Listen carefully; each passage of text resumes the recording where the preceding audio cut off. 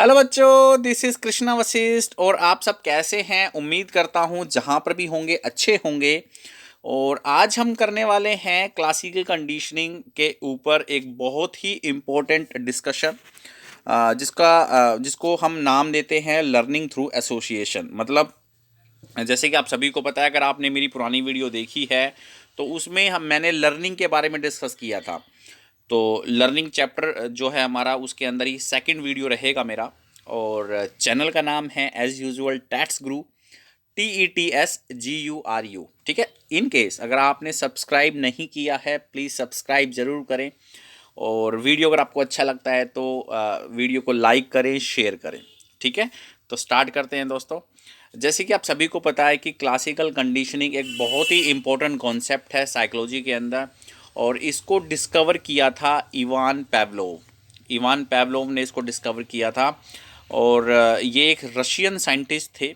मैं थोड़ी सी बात बता देना चाहता हूँ कि इवान पेवलोव जो है वो एक रशियन साइंटिस्ट थे।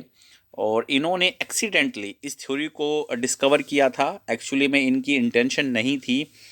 और ये फिजियोथेरेपिस्ट थे बच्चों, साइकोलॉजिस्ट नहीं थे।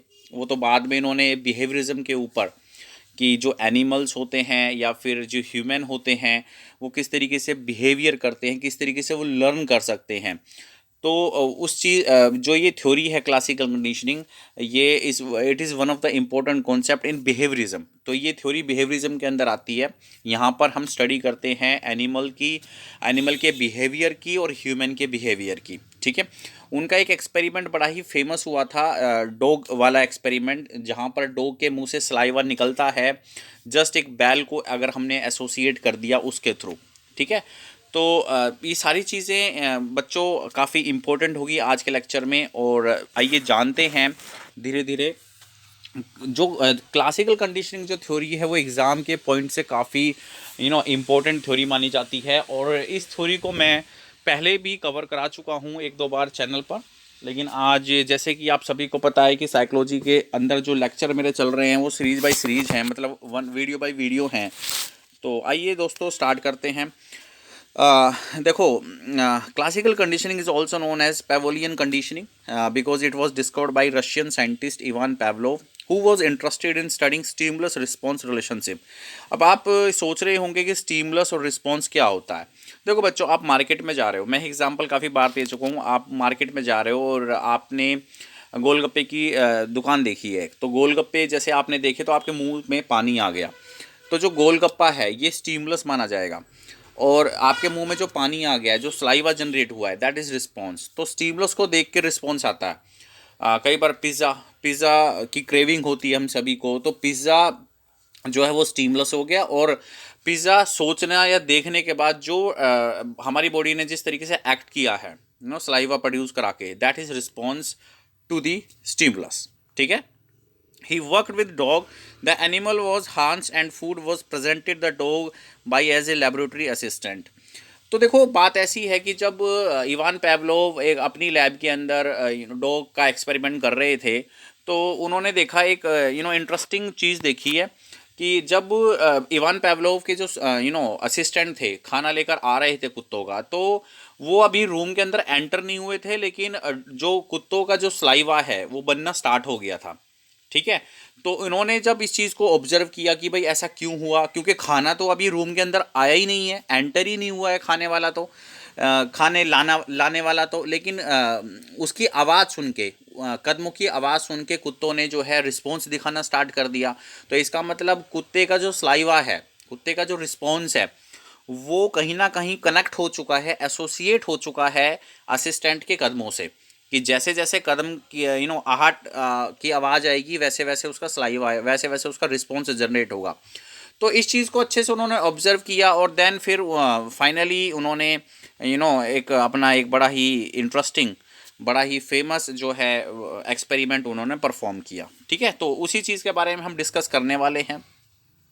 Pavlov presented to the dog a series of trials in which buzzer। अब देखो, थोड़ा सा मैं आपको वैसे बता देता हूँ मोटा मोटा, क्योंकि अगर मैं वन बाय वन लाइन पढ़ के बताऊंगा तो शायद आपको अच्छे से समझ में नहीं आए। तो उन्होंने अपने एक्सपेरिमेंट में क्या किया था। देखो बच्चों, जब मैं थोड़ा सा देसी भाषा में आपको समझाने की कोशिश करता हूँ कि एक्चुअली में वो डॉग वाला एक्सपेरिमेंट क्या था। ठीक है, तो देखो स्टार्ट करते हैं कि जैसे फूड है, फूड को आप जो है सपोज करें आपने फूड को दिखाया, जैसे यहाँ पे डॉग है, ठीक है, DOG डॉग, यहाँ पे फूड आ गया आपका, ठीक है। तो फूड को देख के डॉग के मुंह में सलाइवा जनरेट हो गया। ये एक नेचुरल रिस्पॉन्स है बच्चों। क्या है ये? एक नेचुरल रिस्पॉन्स। बात आई समझ में? इसमें कोई मतलब कोई चीज़ हमने नहीं की है, बिल्कुल सेम होता है, ऐसे एक नेचुरल रिस्पॉन्स है।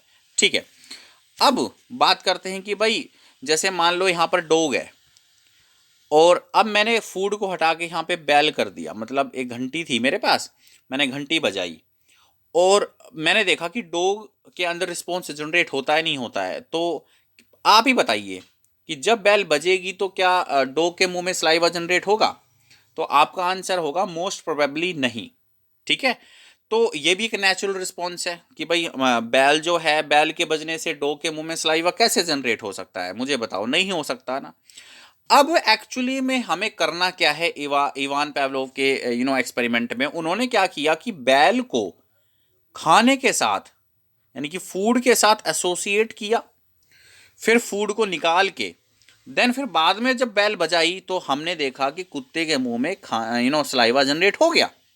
मतलब कि करना क्या है कि जो बैल है ना, बैल बैल को फूड के साथ एसोसिएट कर दिया। अब वो एसोसिएशन कैसे बना वो हमें इस एक्सपेरिमेंट में देखना है। आई बात समझ में? तो ये चीज़ें आपको अच्छे से समझ में आ गई। तो मोटा मोटा उन्होंने इस तरीके से किया था कि जो बैल, जब घंटी हमने बजाई, पहले हमने देखा कि घंटी बजाने से कुत्ते के मुंह में सलाइवा जनरेट नहीं हुआ, प्रोड्यूस नहीं हुआ, ठीक है, और वो एक्चुअली होता भी ऐसे ही है। लेकिन बैल को फूड के साथ जब हमने कंबाइंड कर दिया और कंबाइंड करने के बाद जब इस एक्टिविटी को 3 बार, 4 बार, 50 बार, 100 बार कुत्ते के सामने परफॉर्म किया गया, देन बाद में ये इंटरेस्टिंग चीज देखने को मिली है कि जो केवल बैल बैल को बजाने से ही कुत्ते के मुंह में सलाइवा प्रोड्यूस होने लगा। ठीक है, दैट इज द थ्योरी। ये हमने कुत्ते की लर्निंग की करवाई है, या आप कह लो कि उसके अंदर उसका बिहेवियर चेंज हुआ है, ये सारी चीज़ें उसके अंदर जनरेट हमने करवाई है। ठीक है, तो ये इवान पावलोव का जो थ्योरी है, इसको क्लासिकल कंडीशनिंग के नाम से जाना जाता है, जिसको हम कहते हैं लर्निंग थ्रू एसोसिएशन। ठीक है, तो नेक्स्ट हम स्टार्ट करते हैं कि भाई एक्चुअली में हुआ क्या था। मतलब अगर मैं आपको थोड़ा सा डिटेल में एक्सप्लेन करने की कोशिश करता हूँ, तो देखिए जैसे कि आप यहाँ पर देख पा रहे हैं बच्चों कि मेरे पास जैसे कि नेचुरल रिस्पॉन्स, यानी कि NS, नेचुरल रिस्पॉन्स मतलब घंटी। घंटी जब मैंने बजाई तो कुत्ता जो है उसने, उसके अंदर कुछ भी सलाइवा प्रोड्यूस नहीं हुआ। ठीक है, दैट इज नेचुरल स्टिमुलस है, ये आपका न्यूट्रल स्टिमुलस आप कह सकते हैं। ठीक है, न्यूट्रल स्टिमुलस मतलब एक ऐसे स्टिमुलस, देखो स्टिमुलस भी आपके 3 प्रकार के होते हैं। न्यूट्रल स्टिमुलस होते हैं, अनकंडीशनड स्टिमुलस होते हैं, कंडीशन स्टिमुलस होते हैं। अब बैल बजाने से आप मुझे बताइए कि जब बैल बजी, कुत्ते के मुंह में सलाइवा प्रोड्यूस नहीं हुआ, कुत्ते ने कोई भी रिस्पॉन्स नहीं दिया, तो ये क्या है? न्यूट्रल स्टिमुलस है। बैल क्या है? न्यूट्रल स्टिमुलस है। तो ये बिफोर कंडीशनिंग है। ये क्या है? Before conditioning. ठीक है, उसके बाद बात करते हैं नेक्स्ट। नेक्स्ट में क्या किया उन्होंने? ड्यूरिंग कंडीशनिंग, कि बैल को एसोसिएट किया फूड के साथ।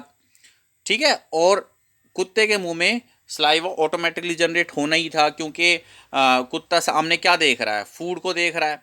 ठीक है, अब देखो उन्होंने क्या एसोसिएशन उन्होंने किस तरीके से किया था, ये मैं आपको बताता हूँ।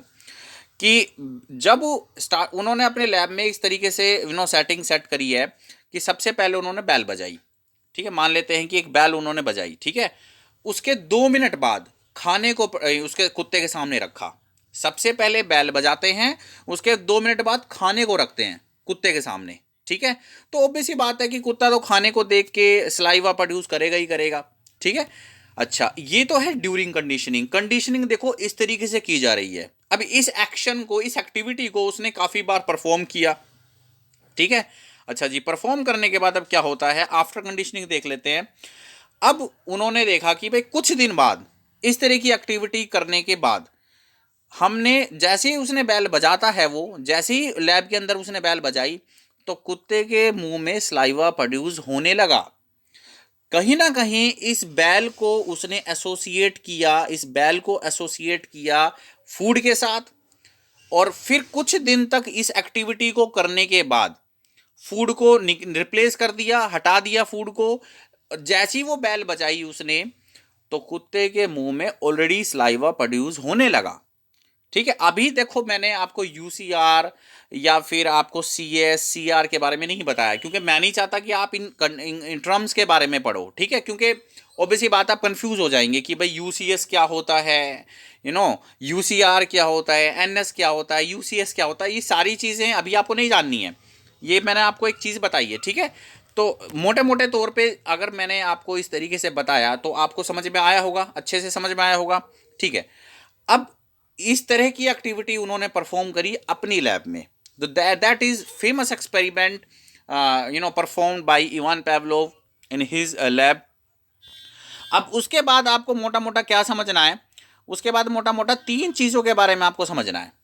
ठीक है, वो आपके सामने है, जिसके थ्रू एग्जाम के अंदर क्वेश्चन आते हैं। तो एक क्वेश्चन है एक्विजिशन का, और एक है एक्सटेंशन का, और दूसरा है स्पॉन्टेनियस रिकवरी का। ठीक है, अब देखो बच्चों, एक्विजिशन क्या होता है। एक्विजिशन एक प्रकार की लर्निंग होती है। एक्विजिशन क्या होता है, एक प्रकार की लर्निंग होती है कि जो उस कुत्ते ने उस एक्टिविटी के थ्रू अपने अंदर एक्वायर करी है। एक्विजिशन का मतलब ये होता है बच्चों। ठीक है, एक्विजिशन का मतलब एक प्रकार की लर्निंग जो उस कुत्ते ने एक्वायर करी है। अब कौन सी लर्निंग एक्वायर करी है, जरा मुझे बताओगे आप।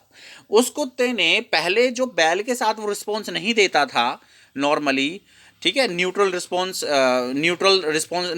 स्टिमुलस था बैल तो उस टाइम।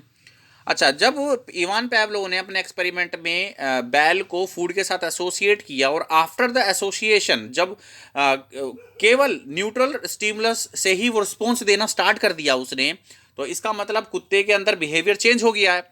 कुत्ते को एक प्रकार की लर्निंग मिल गई है ना। अब वो उसको स्लाइवा प्रोड्यूस कराने के लिए फूड की आवश्यकता नहीं है, वो सिर्फ एक बजर होगा, बैल बजेगी, और कुत्ते के मुंह में ऑटोमेटिकली स्लाइवा प्रोड्यूस हो जाएगा। तो इस लर्निंग को हम कहते हैं एक्विजिशन। क्या कहते हैं, एक्विजिशन। ठीक है, समझ में आ गई बात आपको। ठीक है जी। अब it has been found that if the buzzer is presented on each trial but the food is not presented. अब देखो यहाँ पर ये चीज़ आपको समझना बहुत ज़रूरी है। अब जो एक्विजिशन उसके अंदर आ गई थी, अब उसको हमें रिड्यूस करना है। कैसे, कि पहले तो क्या हो रहा था कि एक्विजिशन आने के बाद क्या होगा कि बैल बजेगी, लेकिन अगर कुछ दिन तक हम फूड उसके सामने ना रखें, तो धीरे धीरे जो ये एक्विजिशन है ये रिड्यूस होना स्टार्ट हो जाएगी। आप ध्यान से समझो इस चीज को, कि पहले जो एक्विजिशन हो चुकी थी कुत्ते के अंदर, कि वो नॉर्मल बैल के थ्रू भी अपना सलाइवा प्रोड्यूस करा रहा था, लेकिन लंबे टाइम तक ये चीज नहीं चलेगी। मैं आपको बता दूं, उसको सामने फूड भी तो दिखना चाहिए ना। अब वो 5 बार 10 बार 15 बार प्रोड्यूस करा देगा, लेकिन अगर वो कुत्ता ये देखेगा यार फूड तो मेरे सामने आ ही नहीं रहा है, तो वो एक टाइम तक क्या होगा कि एक्विजिशन धीरे धीरे डिक्रीज होना स्टार्ट हो जाएगा, और इसे बोलते हैं एक्सटिंक्शन।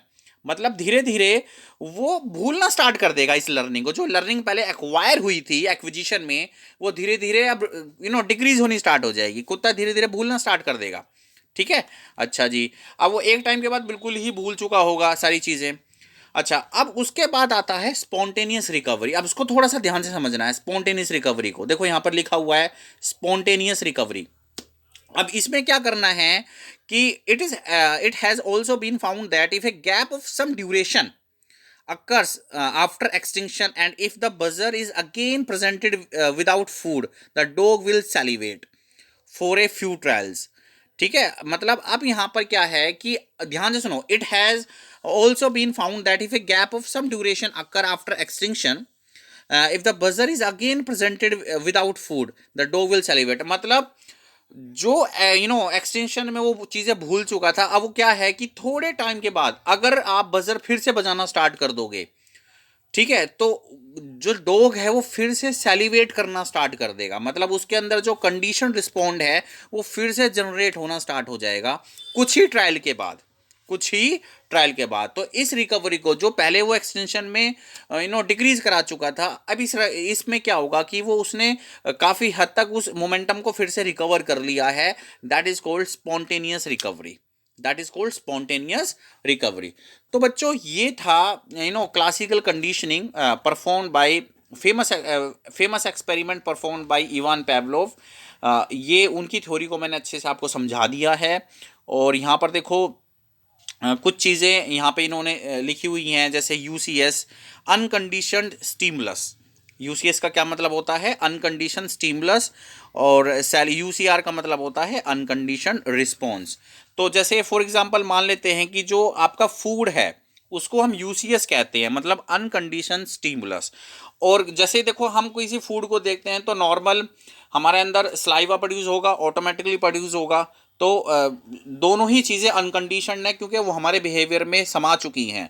हम बचपन से ही ऐसे हैं कि हमें पिज़्ज़ा दिखता है या हमें गोलगप्पे, कोई भी चाट पकौड़ी या फिर आप आलू की टिक्की अगर हमारे सामने आ गई तो हमें हमारा खाने का मन करता है। तो दोनों ही चीज़ अनकंडीशनड है, ठीक है। नेचुरल, अनकंडीशन का मतलब होता है नेचुरल, ठीक है। बजर, बजर को हम सीएस कहते हैं। बजर को क्या कहते हैं? सीएस, कंडीशनड स्टिमुलस, ठीक है। केवल अगर बजर होगा तो ये ओरिएंटिंग रिस्पॉन्स में आएगा। ओरिएंटिंग रिस्पॉन्स मतलब एक अलर्टिंग जो है, एक एक्शन है कुत्ते को अलर्ट कराने के लिए, ठीक है। तो ये सारा का सारा होता है आपका बिफोर कंडीशनिंग। उसके बाद ड्यूरिंग कंडीशनिंग में क्या हो जाएगा कि यूसीएस और सीएस अगर आपस में कंबाइंड हो गए, ठीक है, कि भाई जैसे पहले बजर बजा, उसके 2 मिनट बाद फूड आ गया, तो सेलिवेशन आपका प्रोड्यूस होने लगेगा। ये तो मैंने आपको बता दिया। इसी प्रोसेस को अगर हम रिपीट करते हैं कुछ टाइम तक तो आफ्टर कंडीशनिंग में आ जाते हैं कि अगर हम केवल सीएस को ही रखेंगे कुत्ते के सामने तो ऑब्वियसली बात है सेलिवेशन प्रोड्यूस होगा ही होगा, ठीक है। तो उसके बाद फिर मैंने आपको कुछ टर्म बताई हैं, जैसे एक्सटिंक्शन बताया मैंने आपको, एक्विजिशन बताया है, स्पॉन्टेनियस रिकवरी बताई हैं। तो ये सारी चीज़ें आपको समझ में आ गई हैं। तो इस तरीके से ये है आपका क्लासिकल कंडीशनिंग का पार्ट, जो कि एक्सपेरिमेंट परफॉर्म किया था इवान पेवलोव ने। And that is learning through association. मतलब एक जो बैल है उसको भी हम एसोसिएट कर सकते हैं एक नेचुरल उसके साथ, स्टिमुलस के साथ, और फिर जो है बिहेवियर को चेंज किया जा सकता है, ठीक है बच्चों।